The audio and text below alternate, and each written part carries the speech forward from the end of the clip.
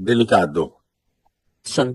RA 7055, is this the law that limits the court-martial jurisdiction to service-related Yes, ma'am. offenses?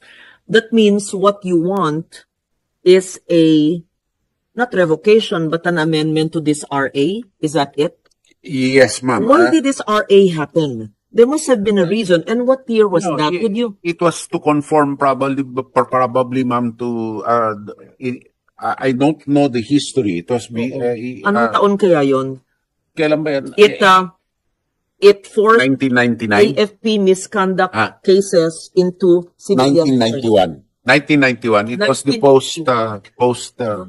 post-EDSA. Yeah. Civilian supremacy, but it didn't work. Okay. So, of course, Senator Gatchalian. I just want to ask, first of all, good afternoon, Secretary. Yung mga salient points ng proposal to amend the anti-espionage law, what are the salient points and how are those points going to respond to the needs of the time? well, the salient points, sir, are the gathering of information from unauthorized areas and sources insofar as we are concerned, the improper influence on government institutions and personnel. And I do not, I merely focus on the provisions which may relate to the military. However, right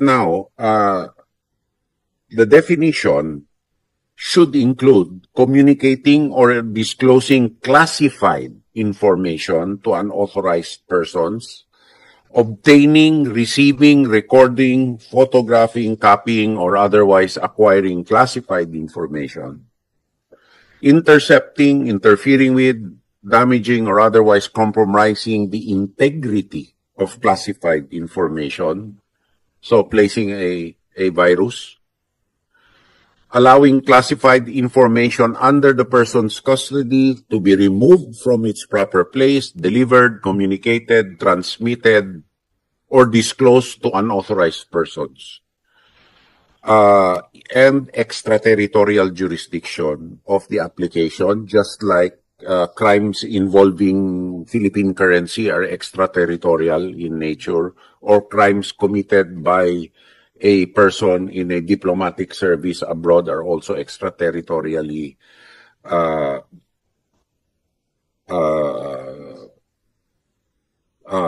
applicable. In connection with this, if the crime is committed by a person in uniform, we are limited to Article 96, which is conduct unbecoming of an officer and a gentleman or person of service in uniform. And what happens is a separate prosecution under the civilian court. The problem is, what if this person is admitted to bail and is already separated from the service? We have no way of holding this person anymore. A potentially lethal person who is highly trained. Madam Chair, with the permission of the chair, I'd like to ask the secretary. So what you're saying, Mr. Secretary, would you prefer that this service member caught spying for another country will be prosecuted, will be charged in the military court, or would you rather that we send that case to the civilian court? Which would be better? Sir, I think if it is a military individual having possessed military secrets, it is best tried under a general court-martial to prevent leakage of further leakage of classified information to unauthorized people, or on the alternative, if it be the pleasure of the body, if a civilian court be designated, then it must be a special civilian court with the appropriate security classification. For now, it's the military can only try them for conduct unbecoming. That's the maximum. For now, hindi ba espionage is only applicable in time of war. Okay. In time of peace, sir, I don't think it is That's not applicable. So Yes. what's going to happen? For example, conduct unbecoming lang, sir. and you send Or anti-graft. and then you send it to the civilian court. Yes. No, we separate. Separate. At the same time, you file a case with the prosecutor's office or the ombudsman, because these offenses can also be a graft offense for causing undue injury to the government through manifest partiality, evident bad faith, or gross negligence. I think that's Section 3G of Republic Act 3019 as amended. But since the General Courts Martial do not have jurisdiction to try them under an offense under the Article of War, which is disclosing information, it's conduct unbecoming. So you want a bill or a law be passed na if a service member is caught spying for another country, it's the military who will handle Yes, the sir. case. And the accompanying law would also, I think, consider heinous crimes committed subject to military jurisdiction. So or serious crimes, grave offenses, as classified under the penal code, to be triable by our general courts martial. So we are not limited to separation from the service with prejudice to retirement benefits. Yung amendment of the Two espionage laws po. anti-foreign interference and the Opo. court-martial jurisdiction. Kailangan po 2 laws, Madam Chair, so that hindi tayo nalag-rolling. Nalag-rolling legislation. So, Saying na ipagsama yung amendment kasi 2 separate laws yun. opo, baka malag-rolling. Yeah. Kasi jurisdictional sa korte po yung Yes. isa. Okay, so clearly, it's jurisdictional sa General Court Martial na napupunta because of this RA nung 1991 pa, tas low civilian courts, okay? And you want that amended so that it will be tried by the court Kung martial. If it's- naka-uniforme po ang... uniform personnel Yes, only. uniform personnel. Then the other one is espionage and anti-foreign interference. Yun ang tanong ni Senator Tulfo. Yes. What is the amendment in the espionage and anti-foreign interference law? Well, And- to define it already, ma'am, to include communicating or disclosing classified information. It does not, wait, this present law is based on 1930s and 1940s. Yes, ma'am. Yes, ma'am. It's never been amended. No, ma'am. Oh. That's why it's photographing military bases, etc. Ganun pa po. In time of war pa yung ibang provisions. Oh, this is really urgent kasi 1950s Yes, pa yung... it does not include electronic espionage and other forms of information, disinformation operations. Sir, Yes, Senator Bato. kasama ba sa proposal amendments ninyo yung in times of peace, hindi lang in times of war? Yes, Mr. Senator, doon sa isang accompanying bill. Dito po, sir, doon sa amendment ng Commonwealth Act 616, multi-agency input po yan. Yung amin lang po, ang gusto po namin, yung with regard to military personnel po, ay may jurisdiction ang mga GCM natin para hindi makapiyansa.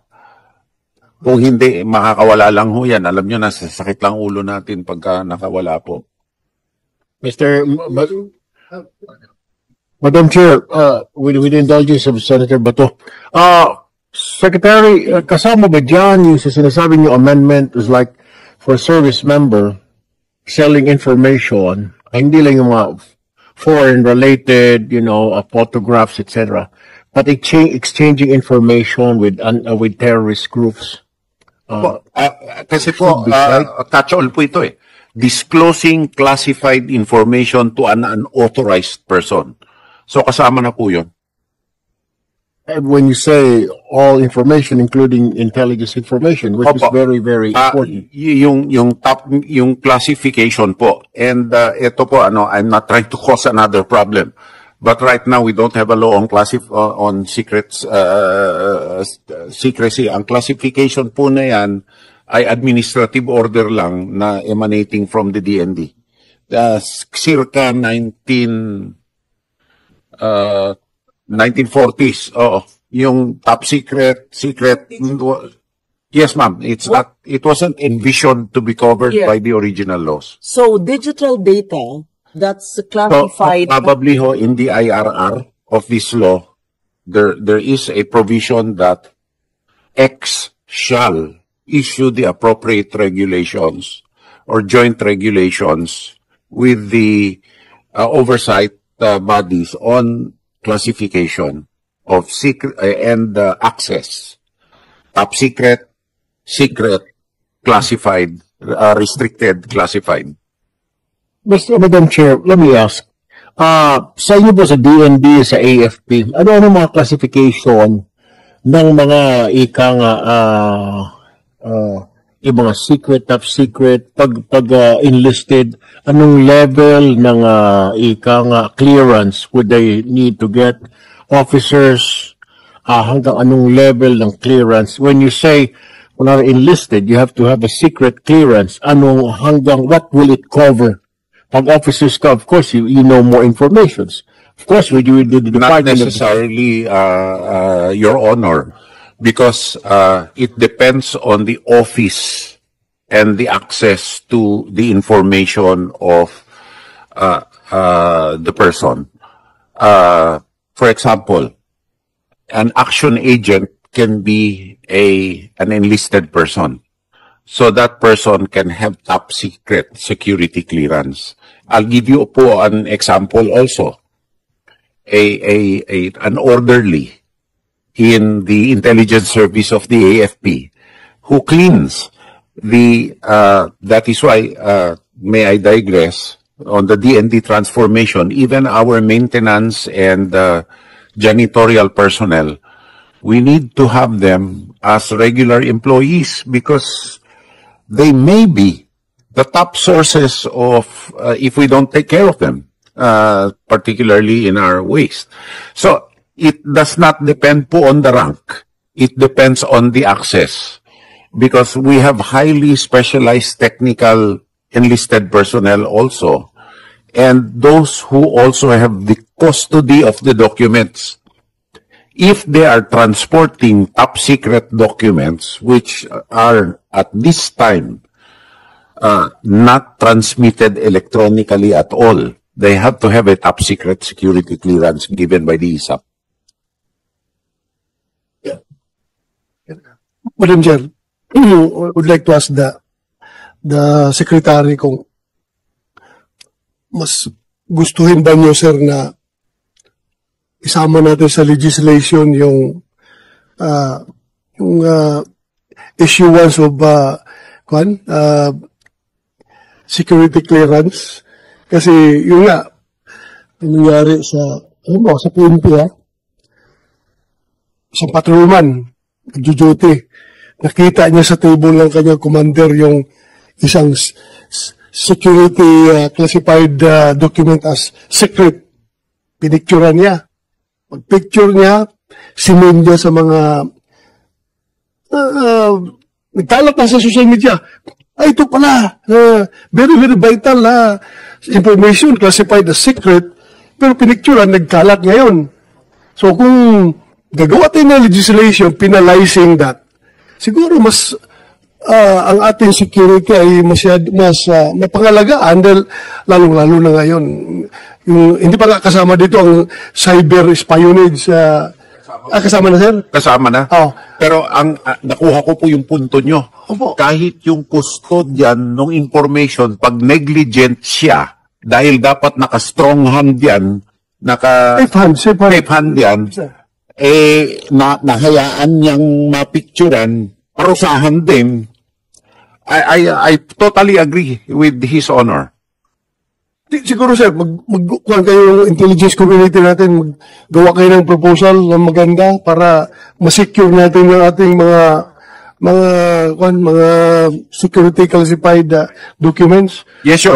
Gawa natin ng legislation para mapangalagaan natin dahil lalo na ngayon, grabe ang kuhan nila, di ba? Grabe ang intrusion dito sa atin.